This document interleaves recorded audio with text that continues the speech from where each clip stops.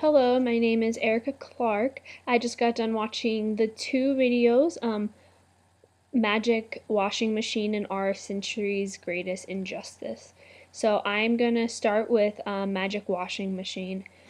I was actually very interested in what he was saying. It started out to be that they were just talking about a machine, but how greatly this machine impacted his personal life.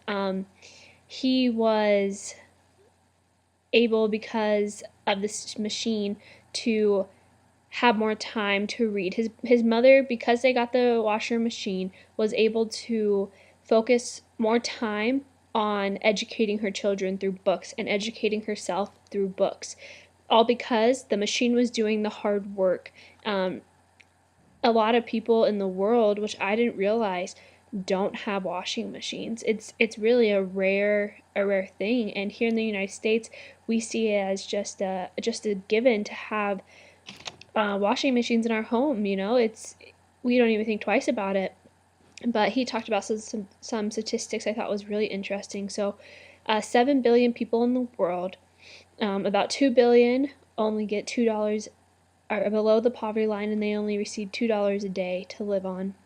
1 billion consumes $80 a day, and then the 4 billion are the in between, so kind of the middle class, lower class area.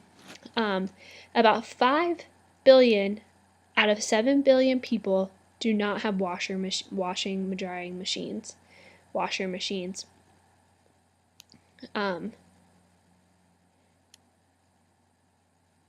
2 billion have washing machines. So when you look at those ratios, majority of people in the world do not do that. They still are doing the old-fashioned ways, the scrubbing of the boards, their clothes against the boards of the bucket waters. And I went to Guatemala to volunteer over there about a year and a half ago, and I was so surprised about, because I've never personally experienced washing my clothes by hand, but how difficult it was, how time consuming, how much energy it took. Like, it was literally an all day process if you wanted your clothes to be clean, and I was only just taking care of myself, so I can barely imagine how long and how difficult it is to take care of a family of 5, 6, 7. When those numbers start getting higher, I just can't imagine those women. Majority of the time, not always, it's the women that do the washing of the clothes, and how tired they would be and how time consuming that would be. It would take up their whole day. And I've never personally seen having a washer as such a blessing, because I've just taken it for granted because I lived in the United States my whole life. That's where I was born and raised, and so I just figured it was oh, everyone has them. It's not really special. But as I ventured out and as I learned more about other people's cultures, I realized, wow, all opportunities and all the material things that I have that makes my life easier. So I can spend time with my family, so I can spend time reading, or I can spend time doing things that I like instead of work. How different that makes my life, and how big of an impact that really is. So the main issue that he talked about is how the very rich people, so about the 1 billion that consume $80 a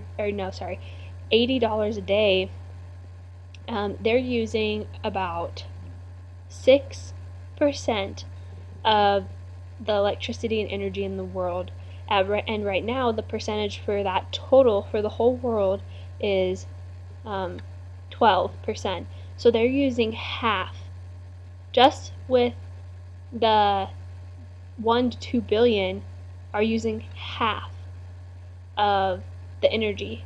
That's one out of 7 of the world. That is such a tiny number that is using so much energy. So you can see it's not equally proportioned whatsoever at all. And I just thought it was neat how he talked about his experience when his mother first got a washer machine and how much it impacted his life personally.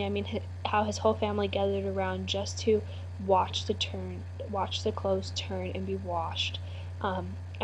what a special experience for them to be able to do that. And I just think personally about my life and how if I appreciated all those little things, how much different I would see the world and how much more I would have to be grateful for, and how I need to do a better job of just being grateful for the things that I've been privileged to have for who knows what reason, that I was born in the United States and they were born in a country that doesn't have that, that all these developmental characteristics. So it just made me realize, wow, how cool was that story of how his whole family gathered and how his grandma wanted to be able, when they put the first load in, that she was the one that was like, oh, let me close the door, because it was such a special experience for that family. And that was just a really neat perspective to see it as.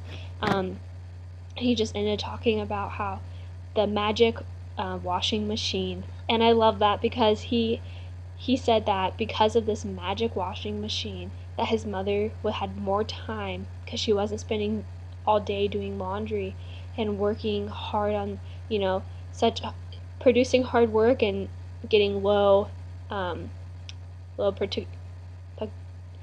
low like outcome for her work. And he just talked about how, how that he is where he's at because his mother was able to sit down and read to him. He was able to get education from books, as well as his mother. She was able to sit down and read for herself, and that's when she learned how to speak English. So I loved that little story. It made me think outside of my personal little bubble, which I appreciated. The second one, our century's greatest injustice. I like how she approached the conversation. She started with, this topic does not make the front papers often. She talked about how education, it leads to so much more than people really realize, and it's so important, especially in countries where young girls do not get fair treatment. She talked about how when girls are educated, girls have fewer children, they spend wiser, and they are able to make money for themselves. So although those might be, not a ton of things, they're super important in the environment that they live in, where all those three things are a huge problem for women. She talked about how sex trafficking is considered modern slavery. So, and I've never looked at it that way, which really kind of, struck me to the heart, that so many of these young women are getting sex trafficked for, you can buy one of them for only $100 or so, like no money. And that would just be personally shattering to your self-worth and hard to get out of that process once you get thrown into it. It was just, and she talked a lot about how education is literally the best tool for people in poverty to get out of the situations that they're in, to improve. If they want to see long-term improvement, education is the answer. She says, I love this quote that she says along the lines, the highest return investment in girls is girls' education in the developing world. Little bits of help go a long way. And she just talked a lot about, how even we as privileged and able to go to education should help those around us. I mean, we should be able to help those that need help. She talked about, why should we care? Why do people care? And she talked about, I love this because it's kind of mentioned in the scriptures, not exactly, but she talked about blessings come with great responsibility.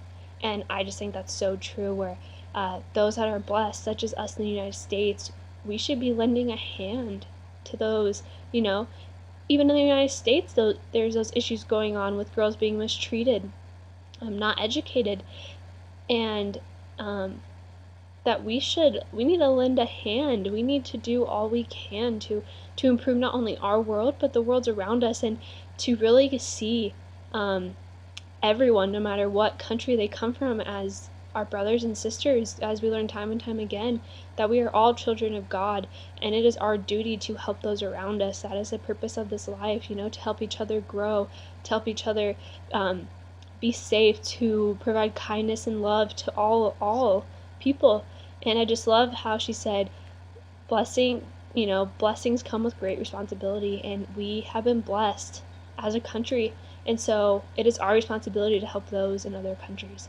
So I just absolutely loved these two TED Talks, and the people that spoke, it was just really inspiring and makes me want to get up and do more. So loved them, and that's all I have.